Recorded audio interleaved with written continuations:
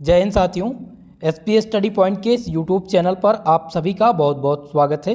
आज की video BSc second year fourth semester के छात्र छात्राओं के लिए है, जिसमें दोस्तों आज हम सॉल्व करने वाले हैं बॉटनी का ऑब्जेक्टिव क्वेश्चन पेपर, जो अभी हाल ही में राजा महेंद्र प्रताप अलीगढ़ विश्वविद्यालय में 2023-24 सत्र में आयोजित हुआ है। ऐसे विद्यार्थी जो राजा महेंद्र प्रताप अलीगढ़ विश्वविद्यालय से हैं वो सभी लोग अपनी आंसर की चेक कर लीजिएगा, और जिन भी विद्यार्थियों का इस सत्र का एग्ज़ाम ऑब्जेक्टिव पैटर्न पर होना है यानी OMR पाठ्यक्रम पर होना है, उन सभी के लिए यह क्वेश्चन पेपर खासकर महत्वपूर्ण होगा, क्योंकि यहीं से रिलेटेड प्रश्न आपकी यूनिवर्सिटी में भी पूछे जाएंगे। तो यह क्वेश्चन मेरे पास आया हुआ है, यह है बुकलेट सीरीज़ बी का। तो आप सबकी बुकलेट सीरीज डिफरेंट हो सकती है, किसी का सी हो सकता है, किसी का डी हो सकता है, किसी का ए हो सकता है, लेकिन क्वेश्चंस आपके सभी सेम रहेंगे। तो आपका कोई भी बुकलेट सीरीज हो, आप सभी लोग अपनी आंसर की यहाँ से चेक कर सकते हैं। फोर्थ सेमेस्टर में बॉटनी का जो पेपर टाइटल है वह है इकोनॉमिक बॉटनी, एथेनोमेडिसिन एंड साइटोकेमिस्ट्री। ओके दोस्तों, जब भी आप ऑब्जेक्टिव प्रश्न सॉल्व कर रहे हों तो आपको निर्देश बहुत ही ज़रूरी है पढ़ना। अब यहाँ पर देखिए, समय 2 घंटे का OMR प्रश्न पत्र को हल करने का दिया जा रहा है। मैक्सिमम मार्क्स आपका 75 नंबर है, और जो निर्देश है वो सबसे महत्वपूर्ण है।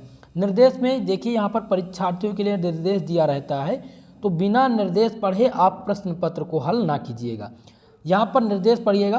प्रश्न पुस्तिका में 75 प्रश्न हैं। परीक्षार्थी को किन्हीं 65 प्रश्नों को दी गई OMR आंसर शीट पर हल करना है, यानी कि 75 में से केवल 65 का उत्तर आपको देना है। परीक्षार्थी द्वारा 65 से अधिक प्रश्न को हल करने की स्थिति में प्रथम 65 उत्तर को ही मूल्यांकित किया जाएगा। अगर आपने 65 प्लस क्वेश्चन हल कर लिए हैं तो आपका क्रम से यानी 1 से लेकर के 65 तक का ही आंसर माना जाएगा। अगर आपने यानी 67, 68, 69, 70 या फिर 75 क्वेश्चन, जो 75 नंबर क्वेश्चन है वो आपने टिक कर रखा है, अगर 65 से ज़्यादा हो गया तो 1 से 65 तक का ही चेक होगा, ये ध्यान रखिएगा। इसीलिए आपको ध्यान रखना है केवल और केवल 65 प्रश्नों का उत्तर ही देना है। तो इसी प्रकार से हर विश्वविद्यालय में निर्देश दिए रहते हैं, तो उसको पढ़ करके ही प्रश्न पुस्तिका पे आप OMR सीट पर हल कीजिएगा। ठीक है, तो चलिए अब हम डिस्कस करते हैं प्रश्न नंबर फर्स्ट से। तो आपका यहाँ पर देखिए, पहला प्रश्न दिया गया था कि सेक्टोप्रीन में आइसोप्रीन की इकाई कितनी होती है। तो इसमें जो आइसोप्रीन की इकाई है वो 3 होती है। आप सबको पता है कि सेक्टोप्रीन में आइसोप्रीन की जो इकाई होती थी वो कितनी होती है, 3 होती है। इस वजह से आपके इसमें जो सही आंसर हो जाएंगे वो ऑप्शन नंबर सी हो जाएंगे। चलिए नेक्स्ट क्वेश्चन आपका इसमें पूछा गया है कि आंवला का कुल कौन सा है, यानी आंवला जो है वो किस कुल से संबंधित है। तो आप सबको पता है कि आंवला यूफेबेसी से कुल से संबंधित है। आपका बी नंबर प्रश्न यहाँ पर सही होगा। किन्हीं ने, जिसने ये प्रश्न पुस्तिका भेजी है उनका ऑप्शन ए उन्होंने चूज किया था शायद लैमेसी, तो लैमेसी नहीं है, यहाँ पर है यूफेबेसी। ये आंवला का कुल है। चलिए अगला प्रश्न है कि केंद्रीय औषधीय एवं सुगंध पादप संस्थान कहाँ पर स्थित है। तो ये दोस्तों स्थित है लखनऊ में। ऑप्शन नंबर आपका 20 में करेक्ट हो जाएगा। लखनऊ में स्थित है central institute of medicinal and aromatic plant, जिसे CIMAP के नाम से जानते हैं। तो ये लखनऊ में अवस्थित है। ऑप्शन बी आपका इसमें करेक्ट उत्तर हो जाएगा। नेक्स्ट क्वेश्चन देखते हैं, जिसमें पूछा गया है कि all the meats are belong to family C, जिसे कहते हैं सभी श्री अन्न, यानी कि जो अन्न प्रकार यानी कि जो मिल्स यानी अन्न के अंतर्गत आते हैं, जैसे गेहूं हो गया, चावल हो गया, तो ये किस कुल से संबंधित हैं। तो ये दोस्तों किससे संबंधित हैं, ध्यान रखिएगा, ये संबंधित हैं पोएसी से, पोएसी कुल से संबंधित हैं। ऑप्शन नंबर सी में आपका राइट आंसर है। नेक्स्ट क्वेश्चन देखते हैं। आपका अगला क्वेश्चन है कि टिम्बर इज ऑब्टेन्ड फ्रॉम, यानी कि इमारती लकड़ी किससे प्राप्त होती है। तो यहाँ पर पहला ऑप्शन दिया गया है कि ग्रेडिस, दूसरा है कि रोबेटा और सीसो। तो सीसो आप सबको पता है ये सभी सबसे महत्वपूर्ण लकड़ियों में से एक हैं, तो इसलिए ऑप्शन डी आप टिक करेंगे। कौन सा, उपरोक्त में से सभी आपका राइट आंसर था। जिन्होंने डी ऑप्शन टिक किया है उनका सही ऑप्शन है। चलिए नेक्स्ट प्रश्न देखते हैं, क्वेश्चन नंबर 6। छठा प्रश्न आपका है कि growing the vegetables, flowers and fruit and the commercial use is called, यानी कि सब्जियां, पुष्प तथा फलों का जो व्यावसायिक पैमाना है इसको व्यावसायिक पैमाने पर उगाने को क्या कहा जाता है। तो इसको हम क्या कहते हैं, इसको हार्टिकल्चर के नाम से जाना जाता है। ऑप्शन नंबर डी आपका करेक्ट उत्तर हो जाएगा, सही जवाब हो जाएगा। जो राजा महेंद्र प्रताप अलीगढ़ विश्वविद्यालय के छात्र छात्राएं हैं, सभी लोग इन सभी क्वेश्चन को देख लीजिएगा। आपका हो सकता है बुकलेट सीरीज डिफरेंट हो, हमारे पास बी सीरीज का ये क्वेश्चन पेपर है, आपके पास हो सकता है सी का हो, डी का हो, तो क्वेश्चंस आपके सभी सेम ही रहेंगे। 7वां प्रश्न आपका है कि दालचीनी प्राप्त होती है, तो दालचीनी आप सबको पता है छाल होती है, छाल से प्राप्त होती है, छाल से दालचीनी प्राप्त होती है जो कि एक प्रकार का मसाला है। ऑप्शन नंबर सी इसमें आपका राइट आंसर है।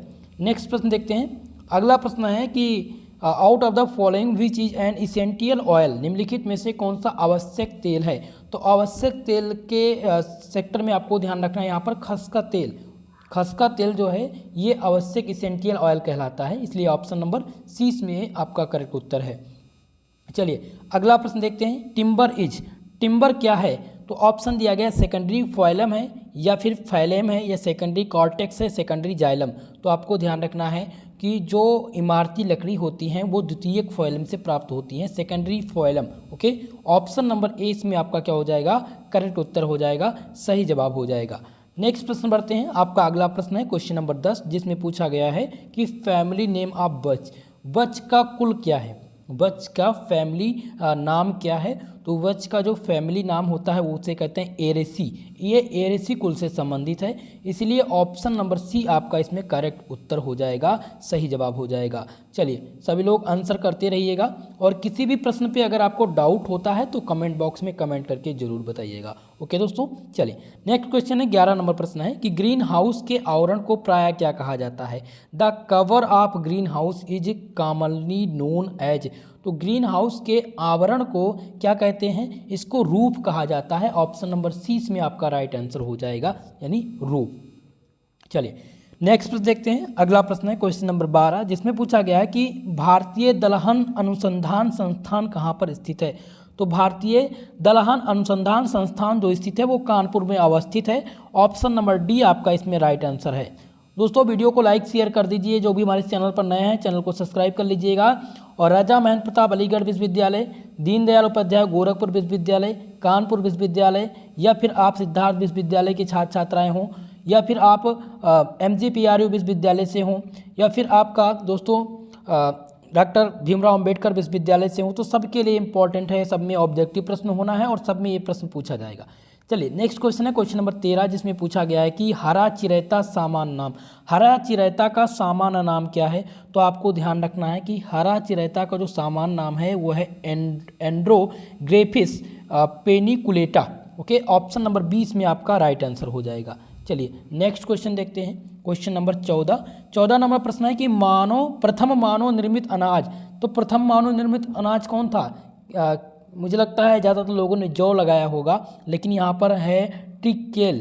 ट्रिकेल जो है ये प्रथम मानव निर्मित अनाज है और ये कई बार एग्जाम में रिपीट हो चुका है। कानपुर विश्वविद्यालय में भी आप क्वेश्चन पूछा गया था और DDU यूनिवर्सिटी में भी आया हुआ है, तो ध्यान दीजिएगा, ये इंपॉर्टेंट है, कई बार रिपीट हुआ था। और ये आप देख सकते हैं ये क्वेश्चन पेपर जो मैं सॉल्व करा रहा हूँ, ये राजा महेंद्र प्रताप अलीगढ़ विश्वविद्यालय का यहाँ पर भी पूछा जा चुका है। चलिए नेक्स्ट क्वेश्चन है क्वेश्चन नंबर 15, जिसमें दिया गया है कि belladonna is obtained from A member of family, belladonna किस फैमिली के सदस्य से प्राप्त होता है। तो ये प्राप्त होता है दोस्तों सोलेनेसी, सोलेनेसी कुल से बेलाडोना प्राप्त होता है। ऑप्शन नंबर सी इसमें आपका करेक्ट उत्तर हो जाएगा। ऑप्शन नंबर 15 नंबर क्वेश्चन का क्या हो जाएगा, बी वाला ऑप्शन आपका सोलेनेसी यहाँ पर राइट आंसर है। नेक्स्ट क्वेश्चन पूछा गया है यहाँ पर कि एथेनोब्रायोलॉजी किसके लोक वनस्पतिक अध्ययन से संबंधित है।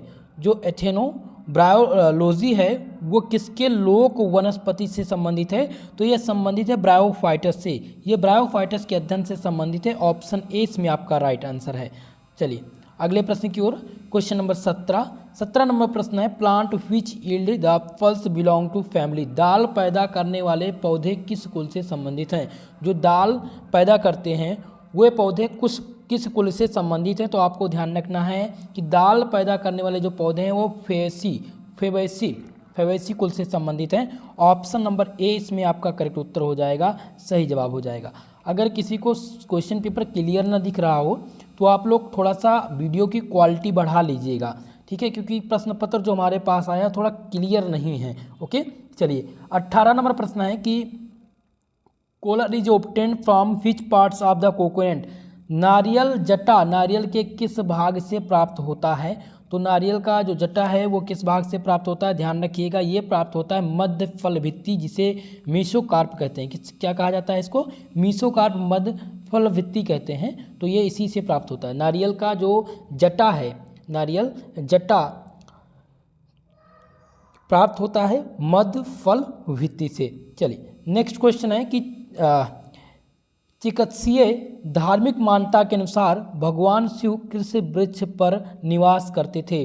तो आप सबको पता है बेल की पूजा भगवान शिव के लिए की जाती है, और बेल शिव का सबसे प्रमुख जो है वो एक प्रकार का मान लीजिए कि प्रसाद है। हम लोग सबसे ज़्यादा बेलपत्री अर्पित करते हैं भगवान शिव को, इसलिए क्योंकि चिकित्सीय और धार्मिक मान्यता के अनुसार भगवान शिव जो निवास करते थे वो बेल के वृक्ष पर निवास करते थे, इसलिए हम सबसे ज़्यादा क्या करते हैं हम लोग कि बेल की पत्री अर्पित करते हैं भगवान शिव को। ओके, ऑप्शन ए यहाँ पर आपका करेक्ट उत्तर है। अगला क्वेश्चन है कि बेबीलोय के उत्पत्ति के केंद्रों के बारे में बताया था। बेबीलोय ने 8 उत्पत्ति के केंद्र बताए हैं। बेबीलोय सेंटर ऑफ ओरिजिन कितने हैं, 8 हैं। ऑप्शन सी इसमें आपका राइट आंसर है। चलिए नेक्स्ट क्वेश्चन देखते हैं। आपका अगला प्रश्न है कि लौंग है, लौंग क्या है। लौंग एक प्रकार की शुष्क पुष्प कलिका है। क्या है, एक प्रकार की शुष्क पुष्प कलिका है। ऑप्शन नंबर डी इसमें आपका राइट आंसर है। नेक्स्ट क्वेश्चन है कि वायुमंडल से नाइट्रोजन स्थिर करने में सक्षम फल का प्रकार है। तो आप सबको पता है कि इसमें फलीदार फसलें आपके इसके अंतर्गत आती हैं। ऑप्शन नंबर बी आपका करेक्ट आंसर हो जाएगा 22 नंबर प्रश्न का। वायुमंडल से नाइट्रोजन का जो स्थिरीकरण करने में सक्षम फसल हैं वो फलीदार फसलें हैं, जिसको जैसे कि मटर हो गया, सेम हो गई, या फिर चना हो गया, ये सभी वायुमंडल से नाइट्रोजन का स्थिरीकरण करते हैं। ओके, चलिए अगला प्रश्न है कि हींग इज ऑब्टेन्ड फ्रॉम। हींग कहाँ से प्राप्त होती है, क्वेश्चन पूछा गया था। तो आप सबको पता होना चाहिए कि हींग जड़ से प्राप्त होती है, जड़ से प्राप्त रेजिन होती है। हींग कहाँ से प्राप्त होती है, जड़ों से प्राप्त होती है। ऑप्शन नंबर ए आपका यहाँ पर करेक्ट उत्तर हो जाएगा, रेजिन। रेजिन का मतलब समझ रहे हैं कि जो हींग होता है वो एक ट्री होता है, एक पौधा होता है, उसी की जड़ के आसपास जो एक गाद की तरह आप लोग गोंद की तरह देखते होंगे, इसको रेजिन कहा जाता है। वही निकलता है, उसी को कहते हैं हींग। ओके, ऑप्शन ए इसमें आपका करेक्ट उत्तर हो जाएगा। चलिए नेक्स्ट प्रश्न देखते हैं। आपका अगला क्वेश्चन पूछा गया था कि किसका उपयोग जैव ईंधन के रूप में किया जाता है। यहाँ पर पूछा गया है कि जैव ईंधन का उपयोग किस रूप में किया जाता है। तो जेट्रोफा कर्कस का उपयोग जैव ईंधन के रूप में आजकल हम लोग कर रहे हैं। सो ऑप्शन नंबर बी आपका इसमें राइट आंसर हो जाएगा। चलिए नेक्स्ट प्रश्न देखते हैं। क्लियर हो रहा है दोस्तों। चलिए यहाँ पर ये जो प्रश्न पत्र है क्वेश्चन नंबर 25 नंबर से, तो यहाँ पर थोड़ा सा क्वेश्चन क्लियर नहीं है, ध्यान दीजिएगा, मैं क्वेश्चन बोल देता हूँ।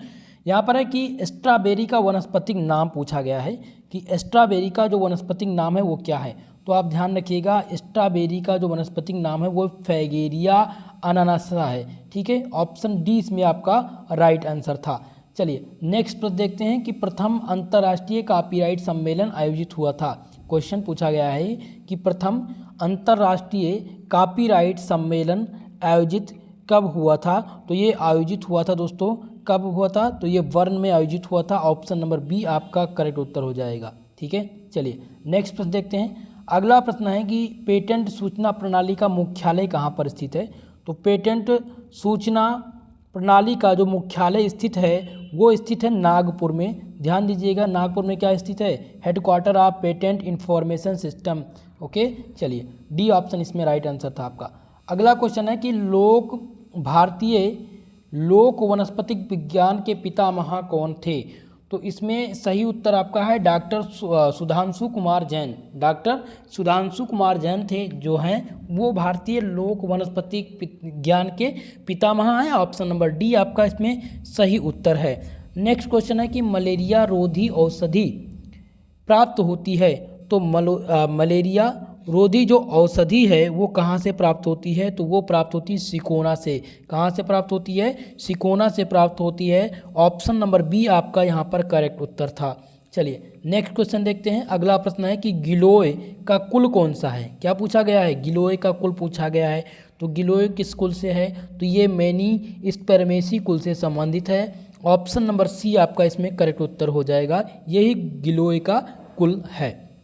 चलिए नेक्स्ट क्वेश्चन है 31 नंबर की, भारतीय भेषज संहिता आयोग का मुख्यालय कहाँ पर स्थित है। तो ये मुख्यालय स्थित कहाँ पर है, जल्दी से कमेंट बॉक्स में कमेंट करके बताइए। तो ये गाजियाबाद में स्थित है। ठीक है, कहाँ पर, गाजियाबाद में, यूपी के गाजियाबाद में भारतीय भेषज संहिता आयोग का मुख्यालय अवस्थित है। ऑप्शन ए इसमें आपका राइट आंसर हो जाएगा। नेक्स्ट क्वेश्चन देखते हैं। अगला क्वेश्चन है इसमें, जिसमें दिया गया है कि aloe vera belong to family, aloe vera को हिंदी में घृत कुमारी कहते हैं। तो घृत कुमारी का कुल कौन सा है। तो घृत कुमारी दोस्तों ये लिलिएसी कुल से संबंधित है। घृत कुमारी किस कुल से संबंधित है, लिलिएसी कुल से संबंधित है। ऑप्शन नंबर सी आपका इसमें राइट आंसर हो जाएगा। चलिए जिन्होंने सी ऑप्शन की टिक किया होगा उनका यहाँ पर राइट आंसर है। अगला प्रश्न है क्वेश्चन नंबर 33, जिसमें पूछा गया है कि निम्नलिखित में से कौन सा एक द्वितीयक मेटाबोलाइट्स नहीं है। तो इसमें ध्यान रखिएगा, अमीनो अम्ल, अमीनो अम्ल द्वितीयक मेटाबोलाइट नहीं है। ऑप्शन ए इसमें आपका राइट आंसर है, सही जवाब है। अगला क्वेश्चन है कि निम्नलिखित में से कौन सी अपमिश्रण की एक स्थिति है। तो इसमें से ध्यान रखिएगा, मिश्रण, एडमिक्सचर, एडमिक्सचर क्या है, ये इसे अपमिश्रण की एक स्थिति कहते हैं। ऑप्शन नंबर ए इसमें सही उत्तर है 34 नंबर क्वेश्चन का। अगला प्रश्न है क्वेश्चन नंबर 35, जिसमें पूछा गया था कि किसी भी औषधि का संवेदांगों द्वारा किया गया परीक्षण क्या कहलाता है। तो ये परीक्षण कहलाता है, क्या कहलाता है, ऑर्गेनोलेप्टिक परीक्षण कहलाता है। ऑप्शन सी इसमें आपका राइट आंसर है। ठीक है, क्वेश्चन नंबर 35 का ऑप्शन सी वाला आपका राइट हो जाएगा, सही उत्तर हो जाएगा। अगला क्वेश्चन है कि टमाटर का कुल, क्या पूछा गया भैया, टमाटर का कुल पूछा गया था कि टमाटर का कुल कौन सा है। तो टमाटर ध्यान रखिएगा किस कुल से है, ये सोलेनेसी कुल से संबंधित है। टमाटर सोलेनेसी कुल से संबंधित है। ऑप्शन नंबर बी आपका राइट आंसर हो जाएगा। नेक्स्ट क्वेश्चन है Siddha system is mainly related to, Siddha system किससे संबंधित है। तो ये तमिलनाडु, मेनली ये तमिलनाडु से संबंधित है। ऑप्शन ए इसमें आपका करेक्ट उत्तर हो जाएगा। जो सिद्धा सिस्टम है वो मुख्यतः तमिलनाडु से संबंधित है। ऑप्शन ए आपका यहाँ पर सही उत्तर है। नेक्स्ट क्वेश्चन देखते हैं। अगला आपका प्रश्न है क्वेश्चन नंबर 38, जिसमें पूछा गया सर्पगंधा प्राप्त होती है। तो सर्पगंधा कहाँ से प्राप्त होती है, ये जड़ों से प्राप्त होती है। सर्पगंधा कहाँ से प्राप्त होती है, रूट यानी जड़ से प्राप्त होती है। ऑप्शन नंबर डी इसमें आपका सही उत्तर हो जाएगा। अगला प्रश्न है क्वेश्चन नंबर 39, जिसमें पूछा गया था दोस्तों कि निम्नलिखित में से किसमें रेचक गुण पाया जाता है। रेचक गुण किसमें पाया जाता है। तो आरंडी के तेल में रेचक गुण सबसे ज़्यादा पाया जाता है, यानी कि ढीले मल के लिए ये रेचक गुण जाना जाता है, जिसमें आरंडी का तेल बहुत योगदान देता है। सो ऑप्शन नंबर 20 में आपका राइट आंसर होगा। नेक्स्ट क्वेश्चन है कि गेहूँ है, गेहूँ कौन सी फसल है। तो आप सबको पता है गेहूँ रबी की फसल के अंतर्गत आता है। बहुत लोगों ने यहाँ पर ए और बी दोनों लगाया होगा, खरीफ और रबी। तो आपको रबी की फसल यहाँ पर टिक करना है। ओके, ऑप्शन नंबर ए आपका सही उत्तर है, रबी। चलिए अगला क्वेश्चन है कि maximum protein content present in, protein की अधिकतम मात्रा किस में मौजूद होती है। तो प्रोटीन की जो सर्वाधिक मात्रा होती है वो सोयाबीन में पाई जाती है। ठीक है, ऑप्शन नंबर सी इसमें आपका राइट आंसर है। चलिए अगला प्रश्न देखते हैं कि क्वेश्चन नंबर 42, जिसमें पूछा गया है कि निम्नलिखित में से कौन सी जड़ वाली सब्जी नहीं है। तो पहला है मूली, गाजर, फूल गोभी या चुकंदर। तो फूल गोभी जड़ वाली सब्जी के अंतर्गत नहीं आता है, इसलिए ऑप्शन नंबर सी इसमें आपका राइट आंसर हो जाएगा, सही उत्तर हो जाएगा। क्वेश्चन नंबर 43, जिसमें पूछा गया था कि saffron is obtained from, saffron किसे कहते हैं, केसर को कहते हैं। तो केसर कहाँ से प्राप्त होता है। तो जो केसर प्राप्त होता है वो फ्लावर ऑफ कोकरस, यानी कोकरस के फूल से मिलता है, कोकरस के फूल से प्राप्त होता है केसर। यहाँ पर ए वाला ऑप्शन आपका सही है, ऑप्शन नंबर ए। बहुत लोगों ने डी ऑप्शन टिक किया होगा, क्योंकि ज़्यादातर ऑप्शन डी और ए बी वाला अगर आप लोग देखते हैं तो ज़्यादा टिक करते हैं, लेकिन ऐसा मत कीजिएगा। ऐसा मैं 2 एग्जाम्पल आपको करा चुका। इसके पहले वाले क्वेश्चन में देखिए इस क्वेश्चन में जहाँ पर गेहूं वाला पूछा गया था कि गेहूं है तो आप सबको पता रबी की फसल है, लेकिन यहाँ पर सी वाला ऑप्शन दिया गया ए और बी। तो बहुत लोगों ने क्या किया होगा, बहुत स्टूडेंट ने क्या किया, ए और बी दोनों टिक कर दिए हैं। ठीक है, तो ये गलत हो जाता है। इसी प्रकार से क्वेश्चन याद रखना पड़ेगा कि ये रबी की ही फसल है, और इस प्रकार एग्जामिनर इसी प्रकार से आपको बेवकूफ़ बनाते हैं ताकि आप कंफ्यूज हो जाएं। जैसे यहाँ पर 43 नंबर प्रश्न था कि केसर प्राप्त होता है, तो यहाँ पर पहला ही ऑप्शन सही है, कोकरस के फूल से। अब बहुत लोगों ने क्या देखा कि पहला ऑप्शन है कोकरस के फूल से, दूसरा है कोकरस के स्टाइल और स्टिग्मा से, कोकरस के तने से। तीनों ऑप्शन कोकरस से संबंधित, इसलिए क्या करेंगे, उपरोक्त सभी टिक कर देने लगी। आपको पता होना चाहिए कि जो केसर होता है वो सैफरान के फूल से ही प्राप्त होता है, तने से कोई मतलब नहीं है। ओके, तो इसलिए ऑप्शन नंबर ए सही होगा, इसलिए आपको ध्यान देना होगा इन सब चीज़ों के लिए। चलिए क्वेश्चन नंबर 44 है, काटन फाइबर होते हैं, cotton fibres are made up of. तो आप सबको पता है जो काटन फाइबर्स होते हैं वो सेलुलोज से मिलकर के बने होते हैं, और सेलुलोज कार्बोहाइड्रेट। ठीक है, इसलिए ऑप्शन नंबर सी आपका यहाँ पर करेक्ट उत्तर हो जाएगा, सही जवाब हो जाएगा। नेक्स्ट प्रश्न देखते हैं, क्वेश्चन नंबर 45 नंबर प्रश्न में पूछा गया था कि जूट ब्लास्ट फाइबर है जो कहाँ से प्राप्त होता है। तो जूट एक प्रकार का ब्लास्ट फाइबर है जो कि दोस्तों ध्यान रखिएगा ये हमें प्राप्त होता है सेकेंडरी फोइलम से। ऑप्शन नंबर 20 में आपका राइट आंसर हो जाएगा, secondary phloem. Jute is bast fibre obtained from secondary phloem. Okay, चलिए नेक्स्ट क्वेश्चन देखते हैं। अगला क्वेश्चन है क्वेश्चन नंबर 46, जिसमें पूछा गया Indian rubber tree belong to family, यानी भारतीय रबड़ का जो पेड़ है उसको फाइकस इलास्टिका कहते हैं। तो ये किस फैमिली से संबंधित है। तो रबर, भारतीय जो रबर है वो संबंधित है दोस्तों मोरेसी कुल से। किस कुल से, मोरेसी कुल से संबंधित है। ऑप्शन नंबर आपका यहाँ पर बी आपका राइट आंसर है। नेक्स्ट प्रश्न देखते हैं। आपका अगला प्रश्न है कि फुल फॉर्म ऑफ आईपीआर का फुल फॉर्म पूछा गया है। तो आईपीआर का फुल फॉर्म क्या होता है, कभी कभी फुल फॉर्म ध्यान रखिएगा WIPO पूछ लिया जाता है। WIPO का फुल फॉर्म क्या होता है। ओके, तो यहाँ पर फिलहाल आईपीआर का पूछा गया है। तो आईपीआर का फुल फॉर्म होता है इंटेलेक्चुअल प्रॉपर्टी राइट, यानी कि इसमें कौन सा ऑप्शन सही हो जाएगा, ऑप्शन नंबर सी आपका राइट आंसर है क्वेश्चन नंबर 47 का। इंटेलेक्चुअल प्रॉपर्टी राइट यही आईपीआर का फुल नेम है। चलिए अगला प्रश्न देखते हैं। नेक्स्ट क्वेश्चन क्या पूछा गया है। नेक्स्ट क्वेश्चन है कि एथेनोबॉटनी में इथेनो शब्द का तात्पर्य क्या है, यानी ये शब्द किससे, एथेनोबॉटनी में जो इथेनो शब्द है वो किससे संबंधित है, क्षेत्र का। इस ऑप्शन नंबर ए कह रहा है कि रिलीजन लोकसिटी पीपल, यानी कि क्षेत्र का इलाका है वहाँ के लोग इथेनोबॉटनी यानी इकेनो से संबंधित हैं, या यह संस्कृत भाषा से संबंधित है, या यह सभ्यता को इंडिकेट करता है, या उपरोक्त सभी। तो आप ध्यान रखिएगा ये संस्कृत भाषा का शब्द है। ऑप्शन नंबर बी आपका यहाँ पर राइट आंसर हो जाएगा। ठीक है, चलिए नेक्स्ट क्वेश्चन देखते हैं। कल्चर, आपका अगला प्रश्न है क्वेश्चन नंबर 49, जिसमें पूछा गया है कि वह पदार्थ जो चबाने में काम आते हैं उनको क्या कहा जाता है। वह पदार्थ जो चबाने में काम आते हैं उनको क्या कहा जाता है। तो इस क्वेश्चन में थोड़ा सा सस्पेंस था, इसलिए मैंने इसका आंसर नहीं दिया है। तो आप लोग को अगर पता है तो कमेंट बॉक्स में कमेंट करके बताने का प्रयास कीजिएगा। फिलहाल हम 50 नंबर प्रश्न को देखते हैं। क्वेश्चन नंबर 50 है, जिसमें क्या पूछा गया है। यहाँ पर पूछा गया कि central institute of medicinal and aromatic plants स्थित है।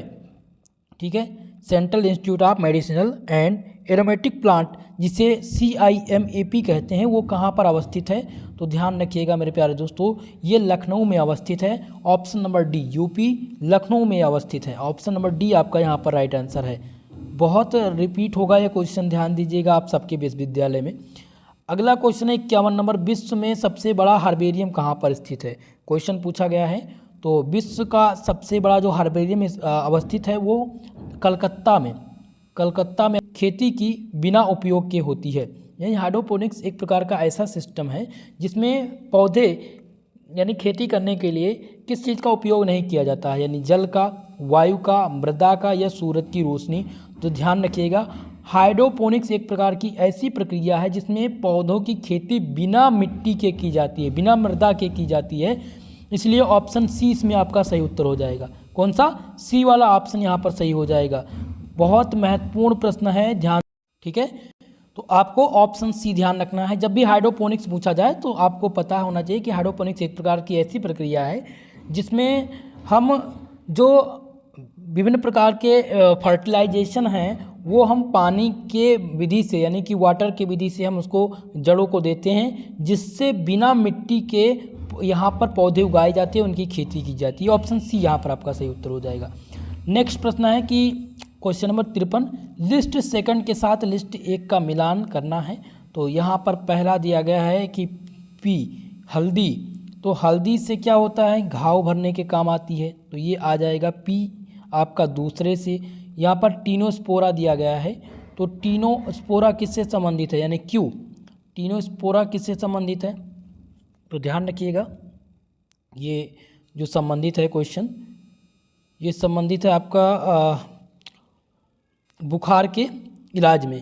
ओके, इलोय यानी गिलोय किससे संबंधित है, तो ये त्वचा संबंधित बीमारियों से संबंधित है। अगर तुलसी की बात करें तो तुलसी किससे संबंधित है, इम्यूनिटी बूस्टर से संबंधित है। इस वजह से इसमें कौन सा सही ऑप्शन हो जाएगा, क्वेश्चन नंबर 53 का जो करेक्ट उत्तर हो जाएगा मेरे प्यारे दोस्तों वो हो जाएगा ऑप्शन नंबर बी, आपका यहाँ पर राइट आंसर हो जाएगा। चलिए अगले प्रश्न की ओर बढ़ेंगे। नीम के पेड़ का वनस्पतिक नाम पूछा गया है कि नीम के पेड़ का वनस्पतिक नाम क्या है। चलिए सभी लोग बताएंगे। 54 नंबर प्रश्न का जो सही उत्तर हो जाएगा वो हो जाएगा एजाडिरेक्टा इंडिका, ये नीम के पेड़ का वनस्पतिक नाम है। इस वजह से ऑप्शन 20 में आपका करेक्ट उत्तर है। अदरक के किस भाग का उपयोग औषधि के रूप में करते हैं, तो अदरक का जो राइजोम पार्ट है, राइजोम, इसका उपयोग हम किसके उपयोग में करते हैं, इसका उपयोग करते हैं हम औषधि के रूप में। ऑप्शन नंबर 20 में आपका राइट आंसर है क्वेश्चन नंबर 55 का। चलिए क्वेश्चन नंबर 56 है जिसमें पूछा गया कि गाजर का नारंगी रंग किसके कारण होता है, तो कैरोटीन के कारण गाजर लाल होती है। इसमें दिया गया है कैरोटीनाइड्स, तो कैरोटीनाइड्स के कारण गाजर का नारंगी रंग होता है। ऑप्शन नंबर 20 में आपका सही उत्तर होगा।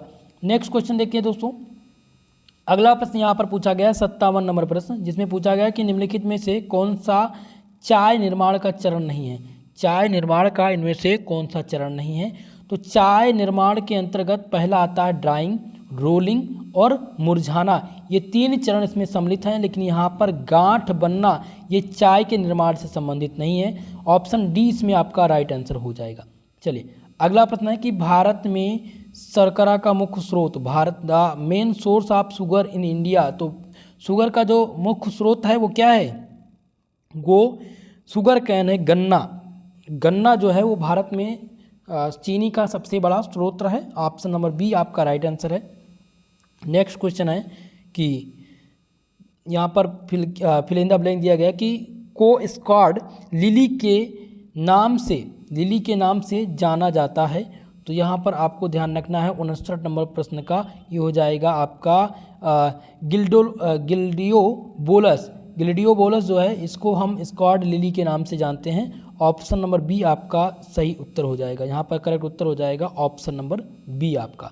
चलिए 60 नंबर क्वेश्चन है जिसमें पूछा गया कि बौद्धिक संपदा के संबंधित विश्व स्तर पर कौन सा संस्था कार्य कर रही है, तो ये कौन सी संस्था वर्क कर रही है दोस्तों, इसमें विप्रो कार्य कर रही है। WIPO जिसे कहते हैं, WIPO बौद्धिक संपदा से संबंधित विश्व स्तर पर ये संस्था वर्क कर रही है। ऑप्शन ए इसमें आपका राइट आंसर है, सही जवाब है। क्वेश्चन नंबर 61 है, भारत में पेटेंट बिल कब पारित हुआ था, मोस्ट इंपॉर्टेंट है, तो 1970 में, ध्यान रखिएगा 1970 में पेटेंट बिल जो है पारित किया गया था। ऑप्शन सी इसमें आपका राइट आंसर हो जाएगा। चलिए नेक्स्ट क्वेश्चन है, क्वेश्चन नंबर 62 है, भारत और अन्य देशों में निम्नलिखित में से किन पौधों की पूजा की जाती है, तो पीपल की पूजा होती है, दुर्वा की पौधा होती है और तुलसी, तो इनमें से आपका सही उत्तर हो जाएगा आल आप दीप, उपरोक्त सभी सही उत्तर है। नेक्स्ट क्वेश्चन है 63 नंबर पर, जिसमें पूछा गया कि राष्ट्रीय जैव विविधता अधिनियम किस वर्ष लागू हुआ था, तो राष्ट्रीय जैव विविधता अधिनियम जो लागू हुआ था वो सन 2004 में लागू हुआ था। क्वेश्चन नंबर 63 का जो सही उत्तर हो जाएगा दोस्तों वो हो जाएगा सन 2002, माफ़ कीजिएगा सन 2002 है, थोड़ा सा कन्फ्यूजन हो गया था। तो राष्ट्रीय जैव विविधता अधिनियम जो लागू हुआ था वो सन 2002 में लागू हुआ था। ऑप्शन ए इसमें आपका सही उत्तर है।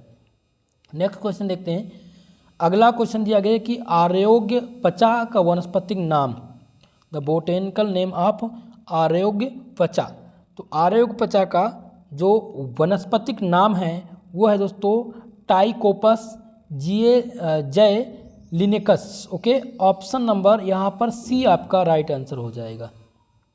चलिए अगला क्वेश्चन है, पीपल के पत्तों के रस में कौन सा गुण पाया जाता है? तो पीपल के पत्तों में एक प्रकार का ये रक्त शोधक भी होता है, बैक्टीरिया रोधी भी होता है और उच्च रक्तचाप रोधी होता है, यानी कि जिसको हाई ब्लड प्रेशर है वो भी इसका प्रयोग कर सकते हैं। इसलिए ऑप्शन डी इसमें आपका सही उत्तर हो जाएगा। उपरोक्त सभी यहाँ पर आपका सही उत्तर है।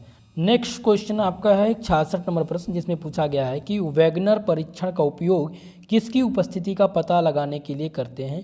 तो ध्यान रखिएगा, हम इसका एल्केलाइट्स का पता लगाने के लिए वैगनर परीक्षण का प्रयोग करते हैं। ऑप्शन नंबर बी आपका इसमें राइट आंसर हो जाएगा। नेक्स्ट क्वेश्चन देखते हैं, क्वेश्चन नंबर 67, जिसमें पूछा गया है कि कच्ची औषधि के रूप में प्रयुक्त पादप भाग है। तो कच्ची औषधि के रूप में जो प्रयुक्त पादप भाग है वो है पत्तियां, फूल एवं फल, बीज की जड़ें और छाल। तो इसलिए कौन सा उत्तर करेंगे? डी वाला ऑप्शन यहाँ पर आपका सही उत्तर है। नेक्स्ट क्वेश्चन है क्वेश्चन नंबर 68, जिसमें पूछा गया है कि विश्व भर में बौद्धिक संपदा दिवस कब मनाया जाता है? तो ये मनाया जाता है 26 अप्रैल को। 26 अप्रैल को विश्व भर में बौद्धिक संपदा दिवस के रूप में मनाया जाता है। ऑप्शन बी इसमें आपका राइट आंसर हो जाएगा। क्वेश्चन नंबर 69 है, जिसमें पूछा गया है कि एथाइल अल्कोहल बड़े पैमाने पर व्यावसायिक रूप से प्राप्त होता है। तो ध्यान रखिएगा दोस्तों, ये गन्ना से सबसे अधिक जो प्राप्त होता है वो गन्ने से एथाइल अल्कोहल प्राप्त होता है। ऑप्शन नंबर डी इस क्वेश्चन में आपका राइट आंसर है। नेक्स्ट प्रश्न है क्वेश्चन नंबर 70, जिसमें पूछा गया है कि निम्नलिखित में से कौन सा पादप रेशा नहीं है? इसमें से कौन सा पूछा गया है कि इनमें कौन सा ऐसा पादप है जो रेशा नहीं है? तो रेशम ये कीट से बनता है, इसलिए ये रेशा नहीं है। ऑप्शन नंबर डी इसमें आपका राइट आंसर हो जाएगा। नेक्स्ट प्रश्न है, बेल को किस कुल में रखा गया? माफ़ कीजिएगा, 71 नंबर क्वेश्चन है कि बेल को किस कुल में रखा गया है? जल्दी से सभी लोग बताने का प्रयास करेंगे। तो ये दोस्तों ध्यान रखिएगा, है कौन सा? रूटिएसी कुल के अंतर्गत बेल को रखा गया है, इसलिए ऑप्शन सी इसमें राइट आंसर होगा। क्वेश्चन नंबर 72 है, जिसमें पूछा गया है कि राष्ट्रीय आयुर्वेद संस्थान स्थित है। तो राष्ट्रीय आयुर्वेद जो संस्थान है वो कहाँ पर अवस्थित है? वो जयपुर में अवस्थित है। ऑप्शन नंबर ए इसमें आपका राइट आंसर है, सही जवाब है। क्वेश्चन नंबर 73 है, बौद्धिक संपदा का आर्थिक महत्व क्या है?